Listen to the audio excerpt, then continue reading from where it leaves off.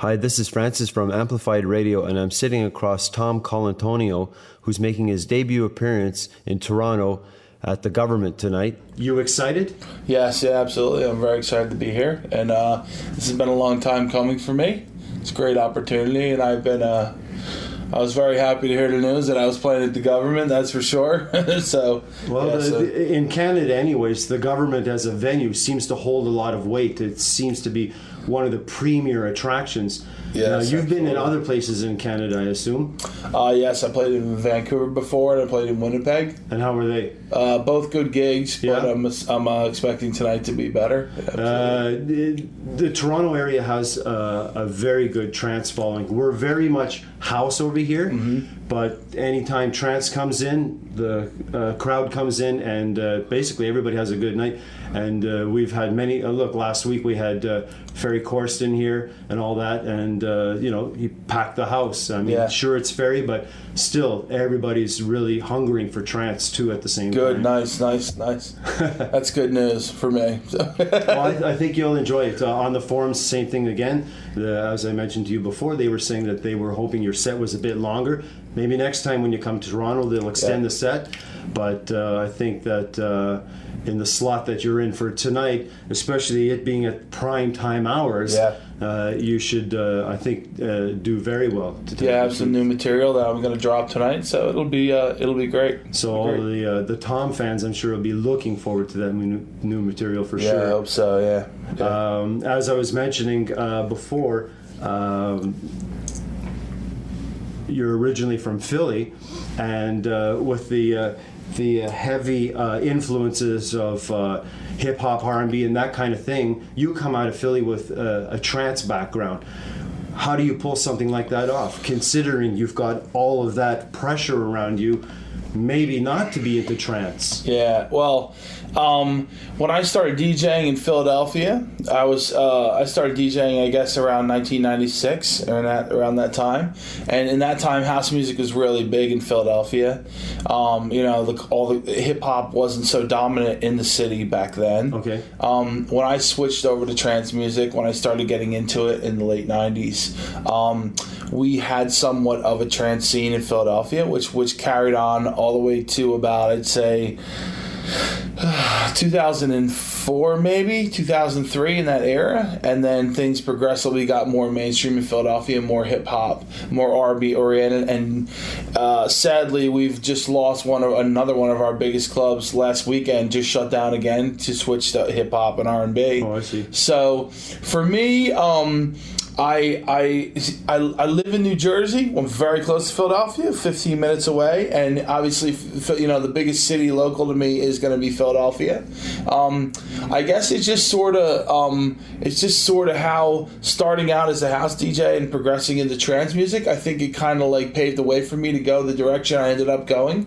I wasn't so much into hip hop and R&B, so it was easy for me to do my thing. But it's been a long road for me, and I have to say I'm very happy the way things turned out. And I sort of, it was just what I believed in, I stuck at what I believed in, and I think I just moved through and cut through all the red tape and the politics of the promotions in Philadelphia and everything like that, and it's just what I believed in, and that's just what I couldn't accept the fact that I didn't want to do what I didn't want to do, and that's how I fought my way through it. And it's been hard for a lot of DJs because there are a lot of good DJs in Philadelphia, guys that like trance music and stuff, and I know it's really hard on them to, especially now, I still keep in touch with them, and it's hard for them to try to get gigs there and everything. So I kind of got out at the right moment, I guess you would say, through production, thank God, and opportunities to go play other places.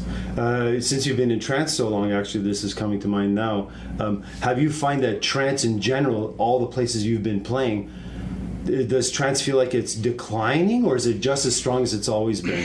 I think trance did decline over the years, maybe in that era again, back in like the late 90s, early 2000s. I think it declined a little, but I do feel that it is regaining momentum again. It's becoming stronger. Obviously, places I played like Poland and South America, trance is very big. It's somewhat new to them, I think, in like Argentina, in that area in South America.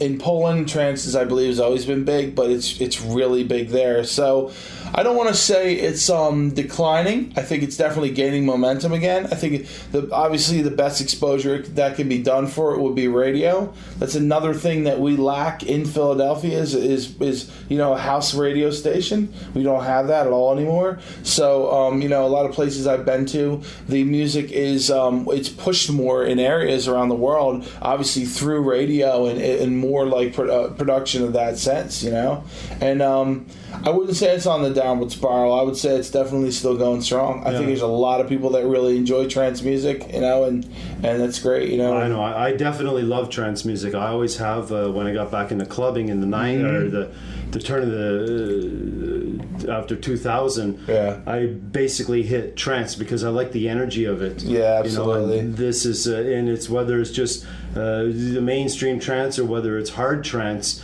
It's just always that energy in it, and whether you pick vocal or just strictly instrumental, there's something about it. I like trance because it feels like it's a feeling of music as opposed to regular pop or something like that they feed you. The trance, it's like it's almost like an experience. A lot of people have said, trance, I've read on forums and people say, trance has no soul, but I tend to believe the complete opposite. I believe that it's more of an intelligent type of dance music. I mean, a lot of people who really like trance, it's very it's almost like a spiritual thing for them, I mean, that's somewhat what it is for me, and that's what, when I first heard it, what attracted me to it so much. And I remember sitting there going, that's what I want to do. That's what I want to make. the closest, actually, what I find is that the closest thing that matches to me trance, and even though it might be a strange comparison, is classical music. Yeah. Because classical music is everything's based on emotion when you're listening to it, and that's the way I feel when I listen to trance. I'm very much. I used to be very big into classical music. Actually, I was a classical guitar player. Right. So I started playing guitar when I was 11 years old, and I studied classical music for years. Right. I actually went to Berklee School of Music for 2 semesters for classical and music engineering and production like that. So that is a very good point you bring up about classical music. I do believe that there is somewhat of a direct correlation between the two styles of music. I definitely agree on that one. I would say that I think that I have drawn inspiration from classical music in some of the tracks I've done and some of the ideas I get. You never know, if Mozart was around today, maybe he'd be a trance DJ. Yeah, that'd be great. I was thinking that you're bouncing from place to place and things like that. Sometimes that's got to be hard, no? Yeah. I mean, look, today, I don't know what your itinerary is for today, when you got up, on the plane, all this, all that, but sometimes it's even worse probably than something like today, where you're got almost no sleep. You gotta go to the next gig. Well, I mean, I don't so much mind traveling. I'm laughing because he knows that Jason knows that how much I dislike airplanes sometimes.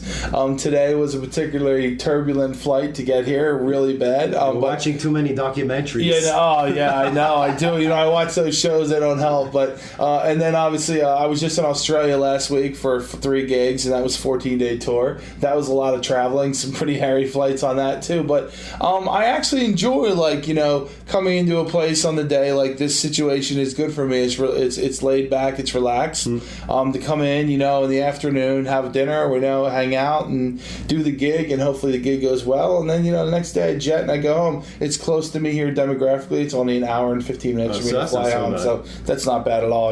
Fly right into Philadelphia and no problem. So how was Australia? Australia was amazing. How are the Australians? Were they good? Yeah, they were really good. Yeah, great response to the music and nice crowds, and all 3 gigs were great. The final one I played at home in Sydney, Rise at Perth. Okay. And the last one was Slinky in Melbourne at Chasers, which was a brilliant gig. It was packed house and give you a chance to play some of my newer stuff that I haven't even tested in clubs yet, and it went over really well. I was very excited about it. A lot of traveling, but just a lot of the Australian people were very nice, super nice people. Yeah. And it was a great experience. I never thought a year ago I'd be playing in Australia. That's for sure. I know you get to. That's the thing again. The more popular you get, the more you get to bounce around and all that. Yeah. One of the things I was thinking on earlier today is that I'll bet you when you were growing up or starting out in the industry, I should say, there were certain artists that even you probably went clubbing to their beats. Going out, grooving along, and all that. And here we are nowadays, probably playing alongside some of those guys that you were digging their beats when you went clubbing, just as a So how does that feel? How does it feel to be like beside some of those guys that, I'm not saying you're putting them too much on a pedestal, but you kind of idolize them when you're starting out, and here you are. Well, when I was starting out, listening to trance music, I was a huge fan of Ferry Corsten and Paul Van Dyke and Armin. Like, those guys were, my biggest, I guess I'd say my biggest idols when I started out.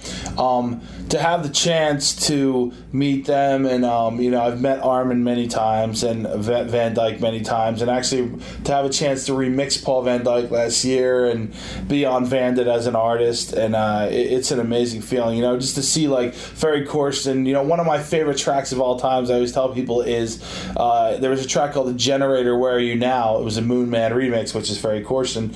That was in early 2000, and it was one of my all-time favorite trance tracks. I actually just came across a brand new remix of it 2 days ago from a guy, and I managed to get him to give it to me, AJ Hutch, so I'm actually planning on playing that tonight, hopefully. But it's a great feeling. It really is. It's a great feeling to see them support my music and play it. In the beginning, for me, it was surreal. The first time I heard myself get Tune of the Week on A State of Trance, I was like, wow, yeah, I can't believe that. It was a crazy feeling. Yeah. I remember sitting by my computer and I was doing something, and my MSN Messenger lit up like a Christmas tree, and they said, "Oh, dude, you just got Tune of the Week on A State of Trance," and I was like, "What? Are you kidding me?" It was a crazy feeling, but it definitely is surreal. I still get a little bit starstruck sometimes, but it is definitely a good feeling to sometimes play alongside those guys and have the chance to meet them, and especially for them to support my music. At the end of the day, is the biggest thing for me. Well, you seem to be a fairly down to earth kind of guy and all that. Not somebody who's getting overinflated with the growing success. But I'm sure you've come across some of these artists that you might have played alongside, and without actually naming names, have you come up with some of them that are like, oh my God, this guy needs a shot in the head? I think there are guys like that, and I've met one or two of them. I've had my share of DJ arguments or DJ battles with some artists, but for the most part, I'd have to say though, honestly, the guys who helped me out, like the Sean Tyas and John O'Callaghan's of the world, and guys like that who helped me with my production and stuff, are very level-headed guys. Guys like me that just enjoy the music, just enjoy the art of producing it and making a finished product and getting it out there and playing it. But I definitely have met some people that could use a smacking, I guess you could say, in the forehead. But we won't name any names. I think you got some of the muscle behind a couple headlocks, it's definitely it's out there and it goes on. You ever get in a situation where, let's say you're an opener for somebody, for instance, but that night your shit is tight and you're grooving it, and they're saying, look, Tom, you better calm it down a bit because artist B coming up is gonna look as hot. That's it. You bring up a good point with that, and I've always kind of prided myself on not trying to blow the headliner off the stage. Sometimes I feel like that works against me, to be honest, because sometimes I feel as though I play down, and maybe I should play more and showcase more of what I could do. Right. But that's kind of like the mentality I have in Philadelphia, actually playing there so many years, because it was always there. There was always the progression, and I'm starting to get used to the fact of I'm a headliner too, or I'm co-headlining, and I have the ability to go and play my newer stuff and play faster and play some stuff I wouldn't normally do on some occasions. So that's but I guess you could say I've probably run into those situations possibly before too, where the promoter will say, oh, just tone it down, or whatever. But that happens, I mean, a lot of times it's not the artist, it's actually the promoter, because a lot of artists, we're all friends, and I'll say to so and so, hey, what do you want me to do tonight? Oh, whatever, dude, just do what you do, and then you have the promoter going, oh, no, you can't do that, Well, he's got to watch out for his homeboy. Right? Exactly. So actually, one of the questions somebody was asking me from the forums today, of all things, was if you weren't DJing or anything along those lines, and let's say, I'm not saying you would stop now, but even back a long time ago, if you decided to go through a different path, was there another thing other than DJing that you might have actually gone into? Oh yeah, I get asked this question a lot. I would probably be a guitar player in a death metal band, I guess you'd say. Because I was I can't picture you with long hair. Yeah, I know. Bang. There's actually a picture of me with long hair on my MySpace page if you look, at playing a guitar when I was 16 years old. But I would probably be honestly, I'd be doing something with music, whether it be like scoring film or something. I've always thought about doing that, or possibly playing guitar in a band. I mean, I've had this conversation with actually John Askew before, because me and John are into a lot of the same styles of band and stuff and music, and I always say to him, we were in a hotel in Vancouver once and we were listening to that group Slipknot, actually. Okay. It was like a hard metal band, and I said, man, dude, I said, you and I, we should start a heavy metal band, dude, and just bag this DJing thing, and he was laughing. He was like, let's do it. I think I'd be doing that, honestly, if I wasn't DJing. I'd probably be trying to be successful playing in a band, but I don't know how that would go over, but I'd give it my best shot, like I did with music and DJing. Well, it seems like, just generally speaking, that's in you. That's what's in your genes. It's exactly, yeah. And I'm the first musical person from my family. There's no one else in my family who's into music except my Uncle Tommy was into Jimi Hendrix a lot, which I do like Jimi Hendrix a lot. Jimi Hendrix, his stuff is good. He got me into Jimi Hendrix. Actually, at his wedding, I played a Hendrix track for him with the house band. So, okay. Yeah, so I guess I'd say I'd hopefully be a guitar player in a band. Well, I mean, if the DJing thing doesn't work out in the long run, you never know, huh? Fall back on that. But somehow I doubt it, though. I mean, it looks like you're down a path that you're pretty much meant for, and I think that I definitely believe that too. I was having a conversation with a cab driver last week, and I said I think I just was meant to do this, and it just worked out, and I did the right things and did the right moves, and I was very dedicated to it. I never just sat there and thought, oh man, I can't do this. I just never thought that I couldn't do it. I just did it. I just worked really hard with my music and production, and it just it all fell into pieces, and with the right management, of course, DJ Links. It's been a huge step for me this year in taking me to the next level, and hopefully as far as we can go with it. So when you're playing, let's say a larger venue like Government, for instance, or even if you're in a small venue, obviously there's a difference in crowd size, so you get a different kind of feedback. When you're playing a huge audience, and I've seen a video actually on YouTube where you were in Mexico, I believe. Yeah. And a very massive crowd over there. Do you find for yourself that you get a more sense of like, God damn, man, this is great, because you get that huge crowd there that's there for you, and they're all like screaming and freaking out and all that, and every time you drop a different track, they're like freaking out some more. You have with every crowd, I feel as though you have your I call them floaters. That's my nickname for them. But with every crowd, I feel as though you have your core people who are really, truly, like, they're there to hear the music. And then you have some floaters, which I call in the background. And they float around, they come and they go. They're at the bar, whatever, blah, blah, blah. But some crowds I've played for, the larger crowds, like the biggest crowd I ever played was 30,000 people in Poland at the Sunrise Festival. And I remember standing there. It was my birthday, July 26th, incidentally. That day I was playing, and I played like an hour and a half or something, and I remember standing there, and it was right when me and Sean Tice had released the system, our mix of the system,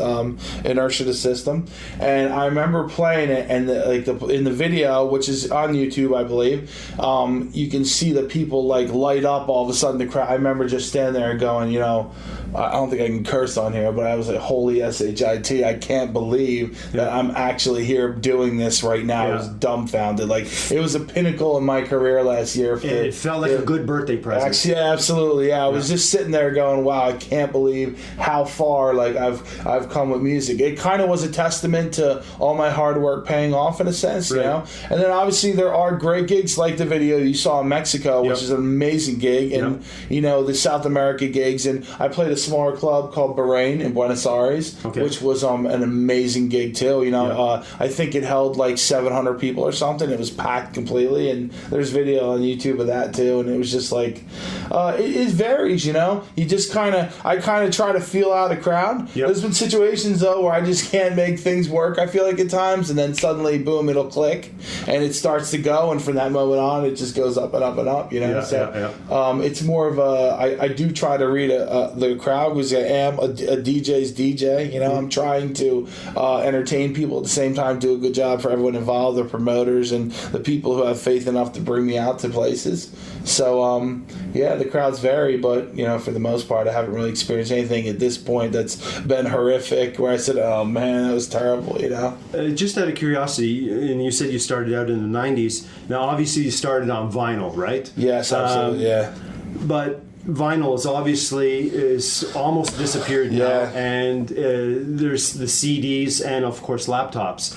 Now I remember having a conversation actually at around 2002, 2003 with my DJ buddies, and they were saying, "Oh my God, CDs and especially never mind a laptop. This is cheating from a DJ point of view. The thing does all the work for you, and blah blah blah." And I'm saying to them, it's not that. I said it doesn't matter what tool the DJ uses, it's what he does with it that counts. Exactly. And where are you at right now? You're not doing any vinyl anymore, right? I don't do any vinyl anymore. So you CDs?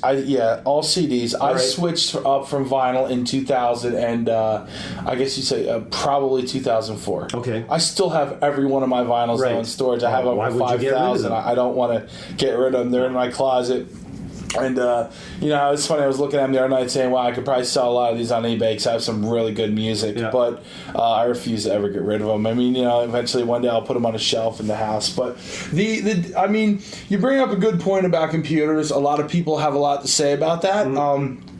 People have criticized, other DJs for using computers to DJ. I've used Ableton Live myself personally out several times to DJ.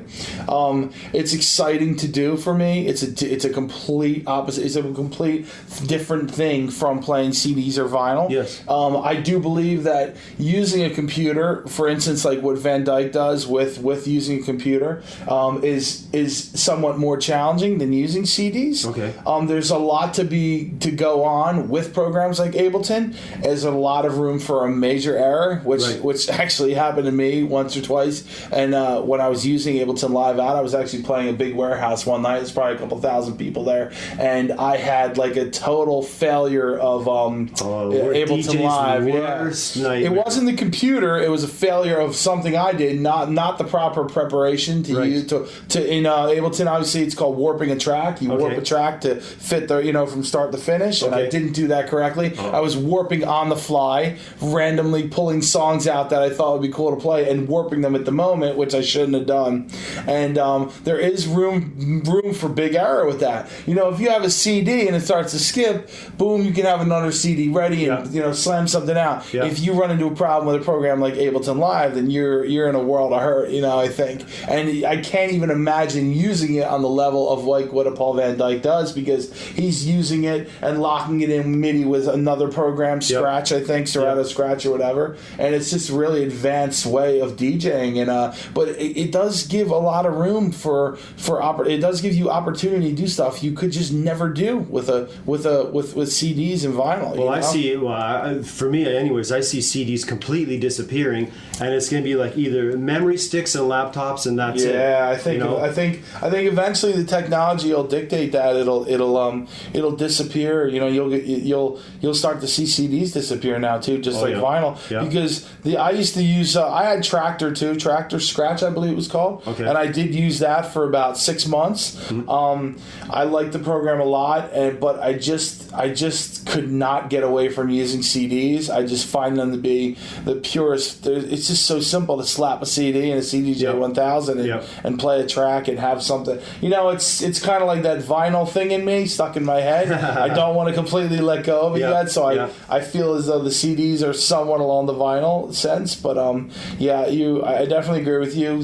Computers are going to be the future of DJing, and Yeah. the stuff that's already out now is amazing. And Newmark's making I just saw them. I read about a thing the other day. It's got wheels on it, mixers, EQ, everything. It's a one-man thing with a drive Actually, built into it. I've seen on the net prototypes and they've got these giant screens, and it's pure all tactile screen, yeah. interfacing. Yeah. And so they've even got mock CD or mock turntables in the whole 9 yards. Yeah. And everything just integrates in. You just drag onto the turntable. Yep. And Yep. it's you guys have some spectacular things coming up. The technology in the future. that's going to be out Oh, yeah. in the next 4 or 5 years for DJing is going to be unbelievable. And back to the argument I was having back in 2003, I used to tell them, I said, you know what, in the end, everybody that's in the club isn't there thinking about exactly what a DJ is doing behind the decks. They're only interested in what's coming out of those speakers. Exactly. So,